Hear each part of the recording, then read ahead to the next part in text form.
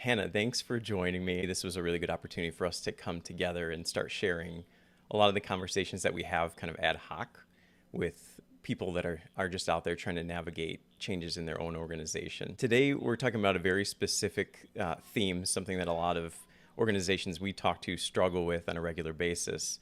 It seems like something that should be natural, but isn't quite to a lot of organizational leaders, and that's really the concept that people buy what they help create, and it's something that I hear you talk about pretty frequently. I've started throwing it into a lot more conversations I'm having, both with executive leaders and particularly on the sales side of things, where we're just starting to learn more about organizations and realizing that they haven't embraced this concept. But can you help me understand, what do we mean when we say people buy what they help create? Yeah. So, this is something that's very important for any sort of a change initiative.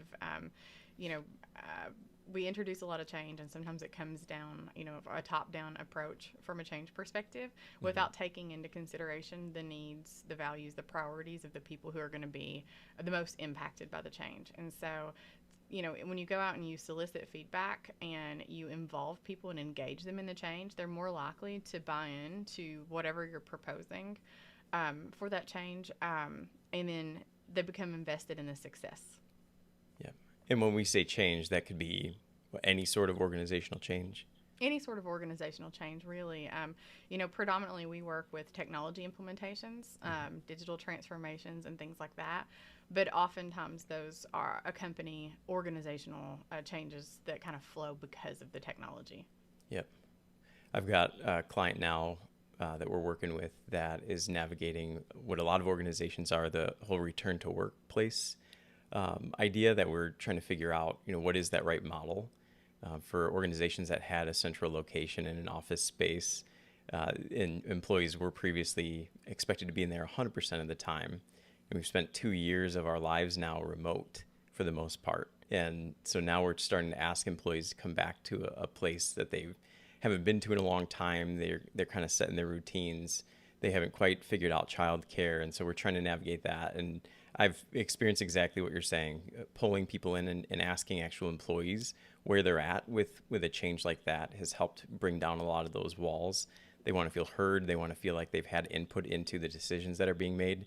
And it's helping us to overcome a lot of the resistance that we would otherwise be experiencing without it. What does it mean for organizations to actually embrace this concept? What happens to an organization when they shift their mindset from that top-down decision making to being more inclusive of the employees that are impacted by those decisions? I mean, I think there are a lot of great things that can happen when you really seek to create buy-in and seek to understand the needs of the people that are going to be most impacted.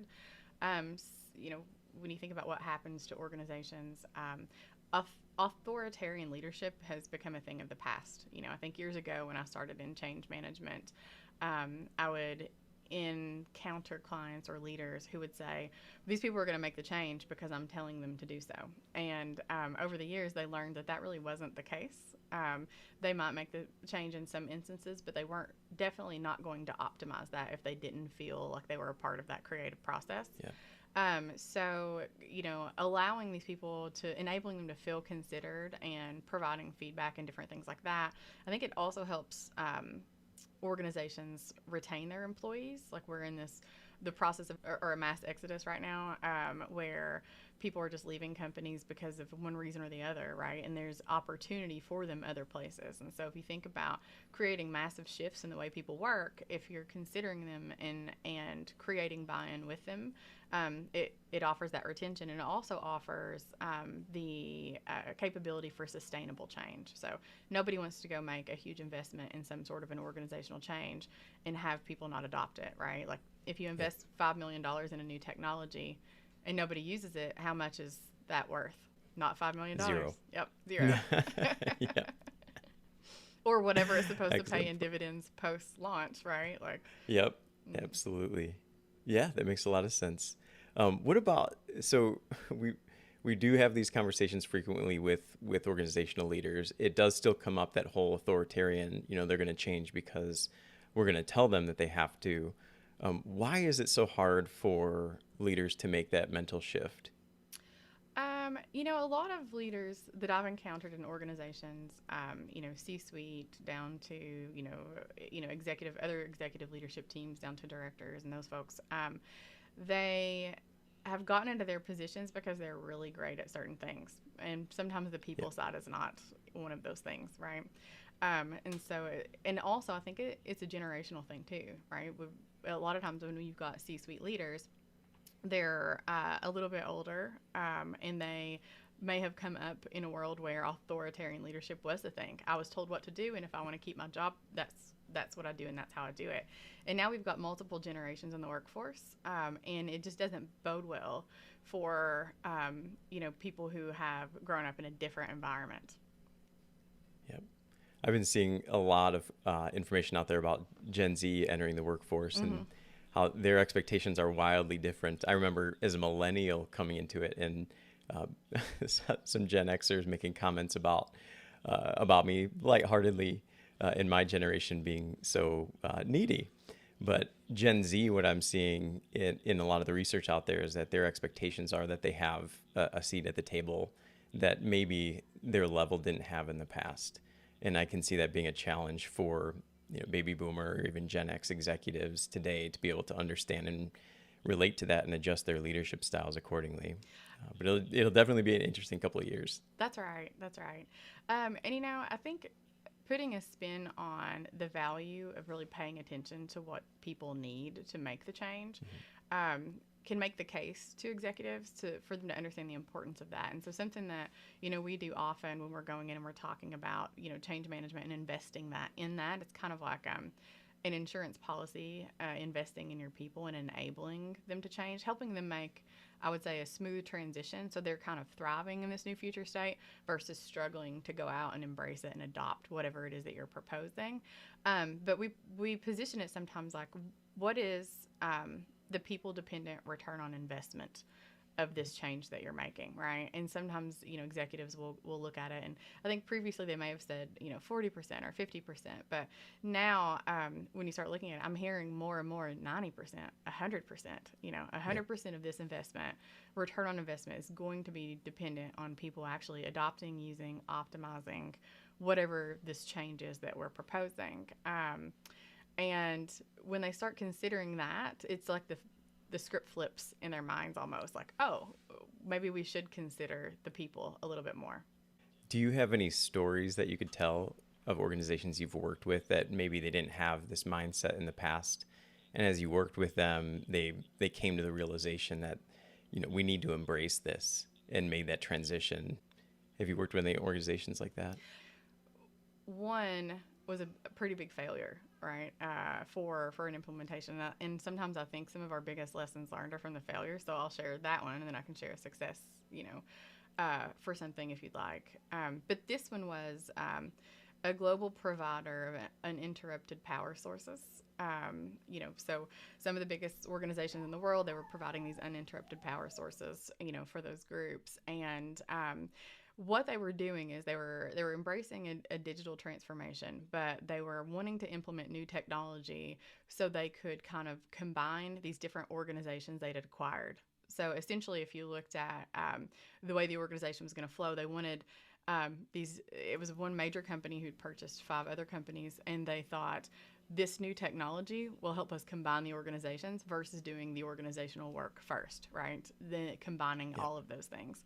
And so, what happened, they had somebody at the corporate level who was really driving the program and the project, and those people at the corporate level would build out globally standardized processes and hope to push them on the other companies without really going out and soliciting input from those folks, right? Not creating buy-in and understanding their needs, their priorities, their values, and things like that. And so when push came to shove and we started to launch the first implementation, there was a ton of pushback because, they also, another big key missing component there is they didn't have sponsorship alignment. And so because they hadn't done the organizational work first, this person who was the primary sponsor of the project and who was, very high in level, didn't have alignment with the leaders of the other 5 organizations. And so, we always say sponsorship is like the number one reason change programs succeed or fail, and it's because they've got the sponsors have the authority to prioritize the work of those people that are under them, right?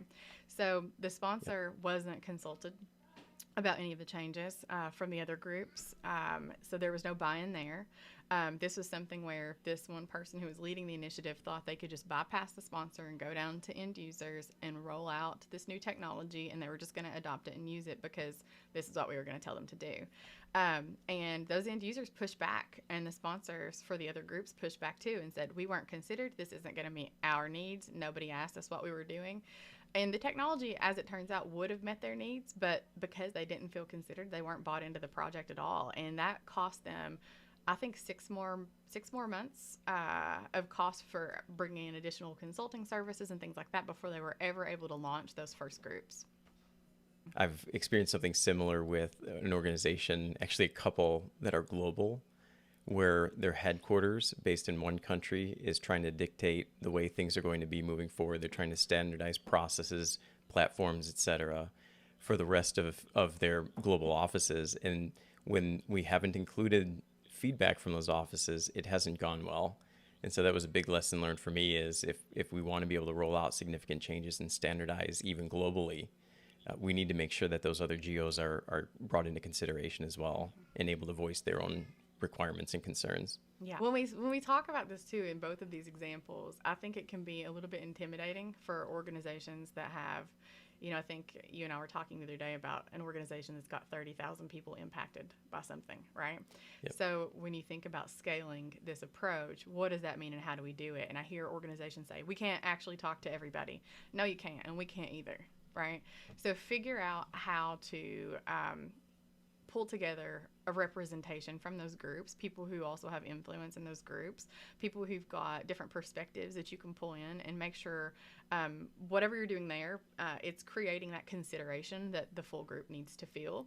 Communicate, Yep. Be transparent about what's happening, and that earns a lot of trust and buy-in too, because a lot of times we have this black hole where we go and introduce a change project, we may communicate about it, but then we kind of take it back and nothing is said for a while, and then people feel like, I'm not in the loop, I haven't been considered. How did they introduce this 2 or 3 months ago, and now I'm just now hearing about this thing that I've got to go and take action on.